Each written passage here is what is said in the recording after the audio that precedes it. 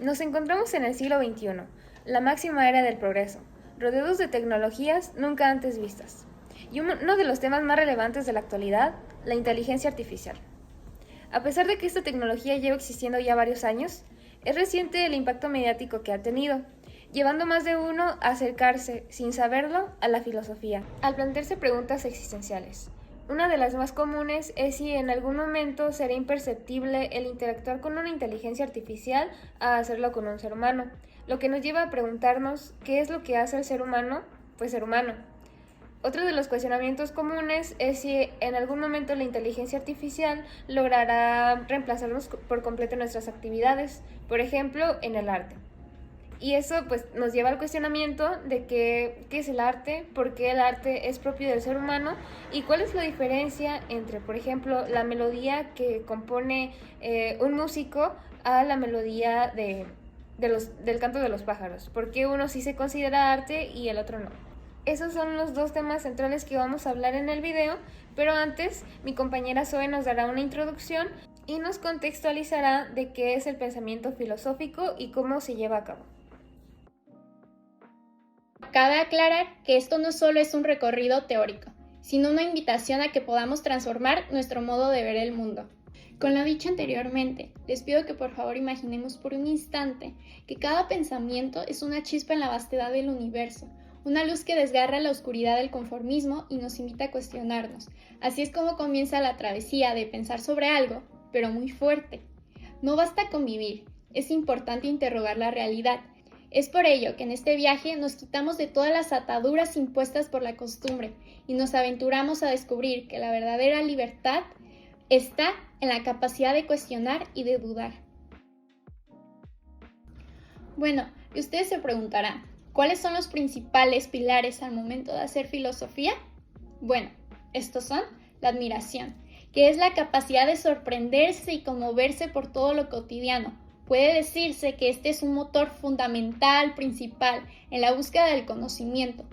En el segundo, tenemos lo teórico y lo universal, donde la filosofía se propone a entender el universo en su totalidad, sin limitarse a una fracción de la experiencia humana. Tenemos el tercero, que es el radical y crítico.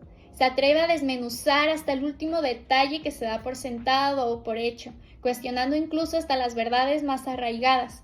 Luego tenemos el cuarto, que es el fundamental y exploratorio, que este no se conforma con respuestas superficiales, sino que indaga en el misterio de la existencia misma. Todos estos rasgos en conjunto hacen que la filosofía sea una herramienta indispensable para descifrar al mundo, ya que convierte cada interrogante, cada duda, en una oportunidad para seguir creciendo nuestro conocimiento.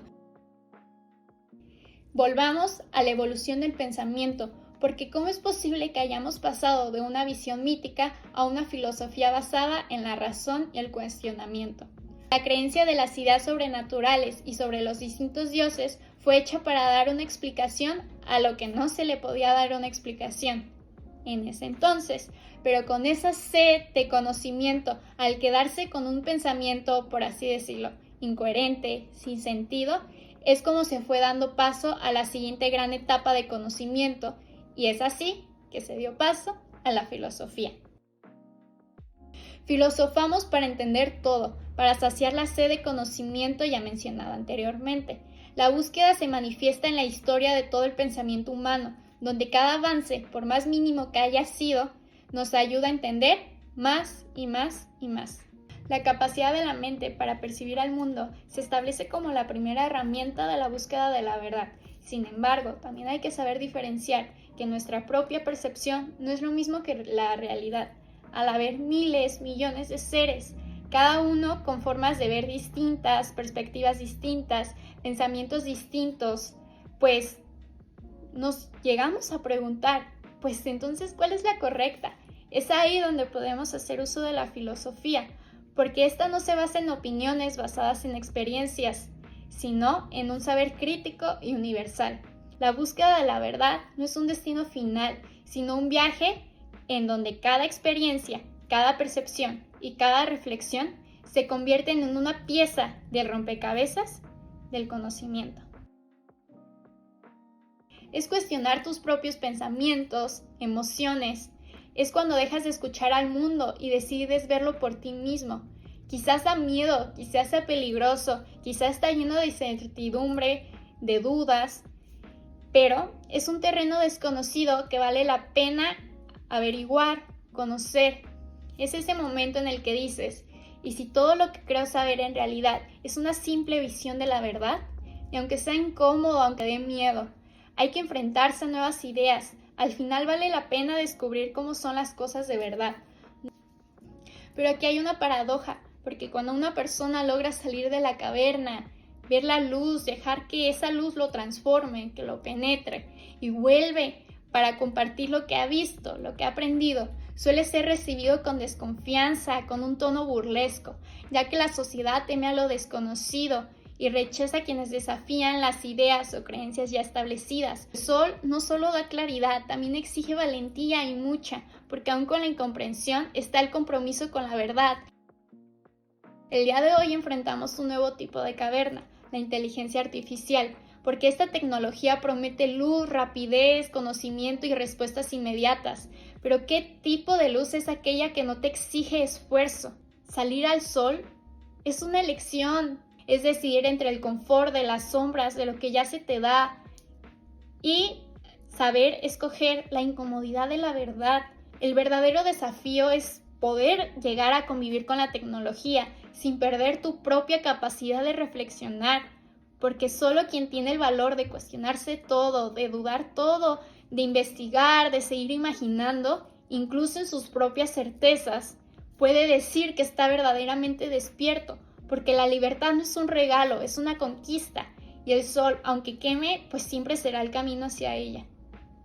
Una vez planteada la evolución del pensamiento filosófico desde el inicio de la humanidad y las implicaciones que tiene la inteligencia artificial en nuestro proceso de pensar bien fuerte, volvamos a las cuestiones que planteamos al inicio del video. Para hablar del arte, necesariamente tenemos que hablar de la creatividad humana, que no solamente se trata de la generación de algo nuevo o de la resolución de algún problema, sino que es un acto profundamente significativo y existencial, que surge de la necesidad de sacar lo que llevamos dentro. Un algoritmo puede crear algo técnicamente impresionante si se le solicita. Por ejemplo, pintar un delfín en el océano con agua roja que simboliza el sufrimiento. Sin embargo, lo que le falta es la intención y la experiencia subjetiva que existe detrás de la obra. La creatividad es un acto de trascendencia que conecta lo emocional, lo subjetivo y lo auténtico. Crear no es solamente hacer algo bello o significativo, sino expresar nuestra historia y nuestro ser. Aunque la inteligencia artificial pueda crear imágenes que traten de imitar el arte humano, no podemos considerarlo verdadero arte, ya que para nosotros el arte va más allá de ser un medio de expresión. Es un puente que conecta nuestro interior con el exterior.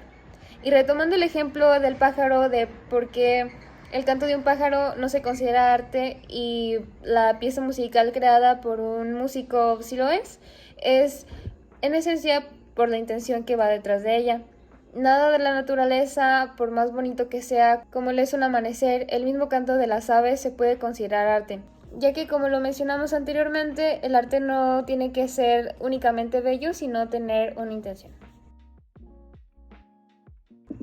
Pero bueno, dejando de lado el arte y de las habilidades humanas, regresamos a otro de los cuestionamientos que hicimos al principio del video, que es ¿qué es lo que hace al ser humano? Pues ser humano. Desde la ciencia, el ser humano es un ser biológico que pertenece a la subespecie del Homo sapiens sapiens.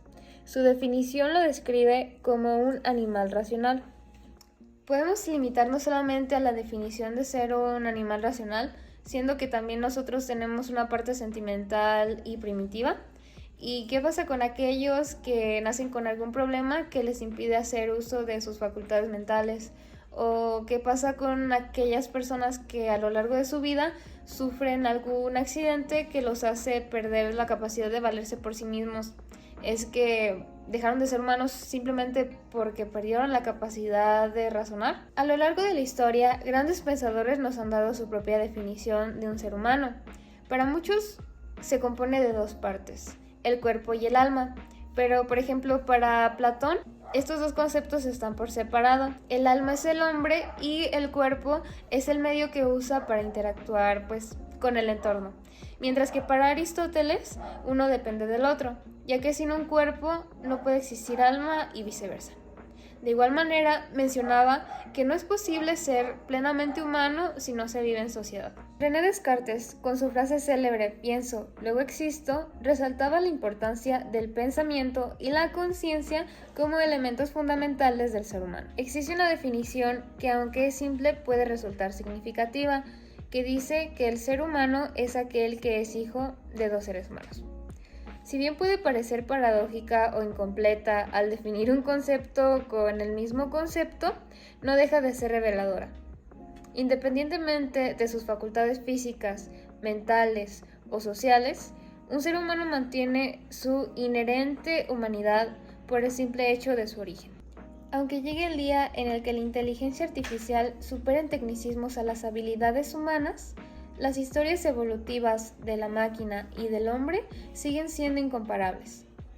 El algoritmo, si bien cuenta con funcionamientos que podemos equiparar con acciones humanas, continúan siendo en esencia diferentes. Están motivados por causas distintas, y más que pensar en el desarrollo que pueda llegar a tener la inteligencia artificial, en si en algún momento va a reemplazarnos completamente o nos va a superar, también hay que mirar al pasado, a nuestra evolución, a nuestra historia y a lo que nos hace ser, en esencia, seres humanos.